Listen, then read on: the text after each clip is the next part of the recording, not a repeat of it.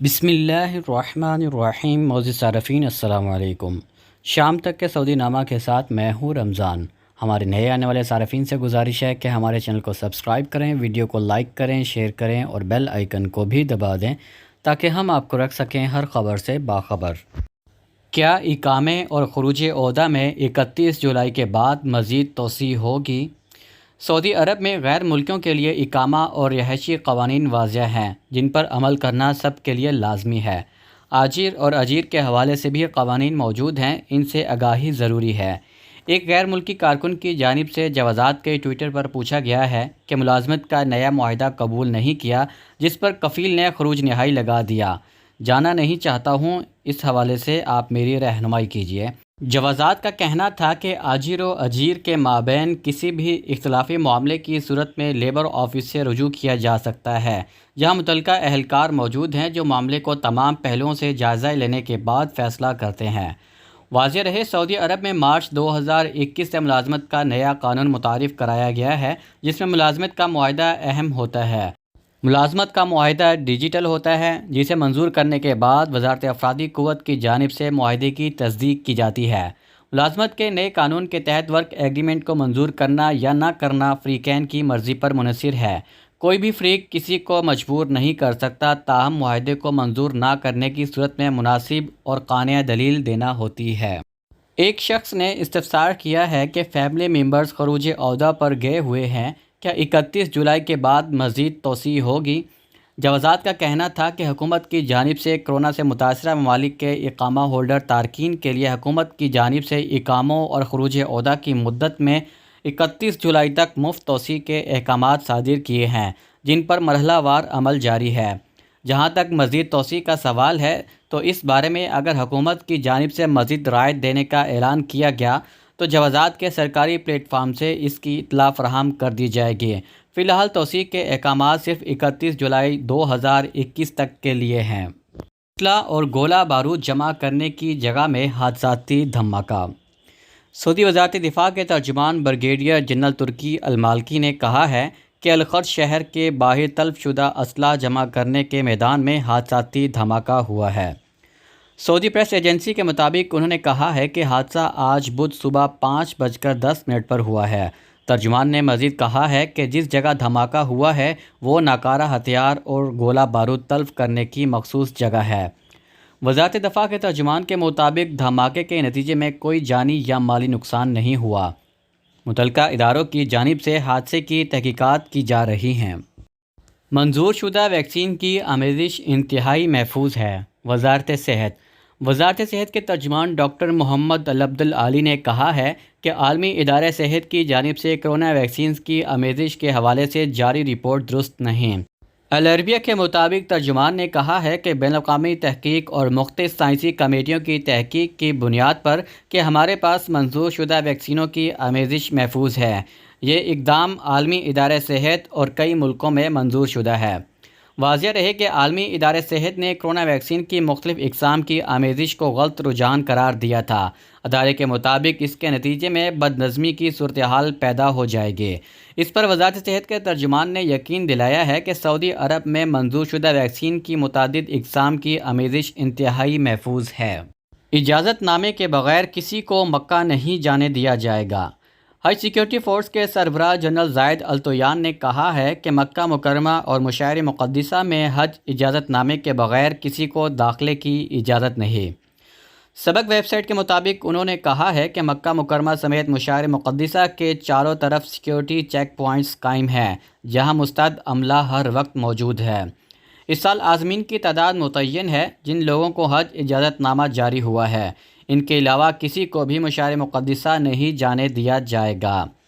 ان کا مزید کہنا تھا کہ مکہ مکرمہ کے اطراف میں عازمین کے استقبال کے لیے 4 مراکز ہیں۔ ملک بھر سے آنے والے عازمین پہلے ان مراکز میں پہنچیں گے۔ جن لوگوں کے پاس حج اجازت نامہ ہے انہیں بھی حرم جانے کے اس وقت تک اجازت نہیں ہوگی جب تک وہ ان مراکز میں اپنا اندراج نہ کرا لیں۔ ان کے مطابق استقبالیہ مراکز میں اندراج کے بعد عازمین حج کو خصوصی بسوں کے ذریعے حرم مکی اور وہاں سے مشاعر مقدسہ لے جایا جائے گا۔ حج کے دوران شدید گرمی اور بارش کی بھی پیش گوئی۔ سعودی عرب میں موسمیات کے قومی مرکز کے executive chairman doctor Aiman Ghulam نے پیش گوئی کی ہے کہ اس سال حج کے دنوں میں سخت گرمی پڑے گی، درجہ حرارت 45 سینٹی گریڈ تک پہنچنے کی توقع ہے۔ سرکاری خبر رساں ایجنسی ایس پی اے کے مطابق ڈاکٹر ایمن کا کہنا ہے کہ حج مقامات پر گرد آلود تیز ہواؤں اور ظہر کے بعد بارش ہونے کا بھی امکان ہے۔ ڈاکٹر ایمن غلام نے گزشتہ روز مینا، مزدلفہ اور عرفات میں موسمیات کے قومی مرکز کا دورہ بھی کیا ہے۔ انہوں نے کہا ہے کہ ہمارے سینٹر کے ماہرین 24 گھنٹے موسمی تبدیلیوں پر نظر رکھے ہوئے ہیں اور متعلقہ اداروں کے افسران کو نئی صورتحال سے آگاہ کرنے اور رکھنے کا اہتمام کر رہے ہیں۔ ڈاکٹر ایمن غلام کا کہنا ہے کہ مینا، مزدلفہ اور عرفات کی آب و ہوا کی کوریج کی شرح 100% تک ہے۔ ہنگامی حالات میں موسمی خبرنامے بار بار پیش کیے جائیں گے، اس کی تمام تیاریاں ہیں۔ یاد رہے کہ حج سیزن 18 جولائی سے شروع ہو رہا ہے۔ اس سال بھی کرونا وبا کے باعث حج کو محدود رکھا گیا ہے۔ مملکت میں مقیم 60,000 افراد فریضہ حج ادا کریں گے۔ سعودی عرب کا ایتھوپین ڈیم پر مذاکرات شروع کرنے کے لیے واضح طریقہ کار پر زور۔ سعودی حکومت نے دریائے نیل پر ڈیم بنانے پر مصر، سوڈان اور ایتھوپیا کے مابین جاری تنازع کے دوران مصر اور سوڈان کے حقوق کے لیے اپنی حمایت کا اعادہ کیا ہے۔ عرب نیوز کے مطابق ایتھوپیا کو اپنی معاشی ترقی اور بجلی کی پیداوار کے لیے ڈیم سے امید ہے، جسے گرینڈ ایتھوپین رینسس ڈیم کہا جا رہا ہے۔ تاہم مصر کو ڈر ہے کہ ڈیم سے دریائے نیل سے مصر تک جانے والے پانی کی سپلائی پر اثر پڑے گا، جبکہ سوڈان کو ڈیم کی حفاظت اور اپنے پانی کی سپلائی سے متعلق خدشات ہیں۔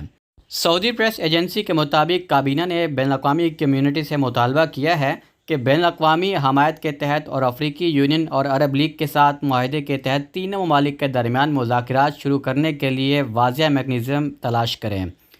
ایتھوپیا کے سرکاری میڈیا کے مطابق دریائے نیل پر بڑے پیمانے کا تعمیراتی پروجیکٹ 80% مکمل ہو چکا ہے۔ سال 2023 تک ڈیم پوری پیداواری صلاحیت تک پہنچ جائے گا، جس سے یہ افریقہ کا سب سے بڑا اور دنیا کا 7واں بڑا پانی سے بجلی پیدا کرنے والا پلانٹ بن جائے گا۔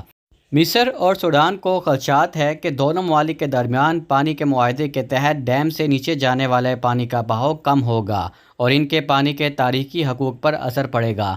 واضح رہے کہ 1959 میں مصر اور سوڈان نے پانی سے متعلق معاہدے پر دستخط کیا تھا، جس کے تحت مصر کو 55.5 بلین کیوبک میٹر اور سوڈان کو 18.5 بلین کیوبک میٹر پانی دینے کا فیصلہ کیا گیا تھا۔ منفرد پہاڑ اور سرخ ریت یہ بھی سعودی عرب ہے۔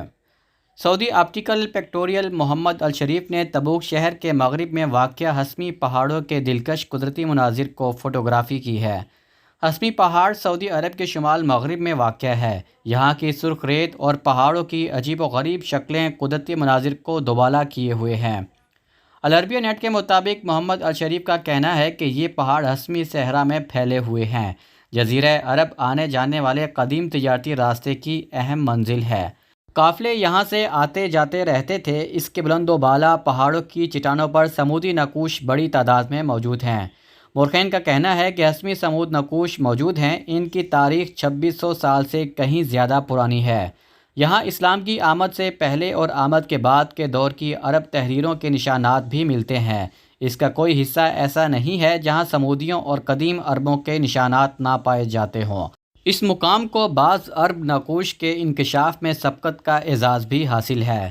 یہی حسمائی لہجہ مشہور ہوا۔ یہ نبطی لہجے سے ملتا جلتا عربی لہجہ ہے۔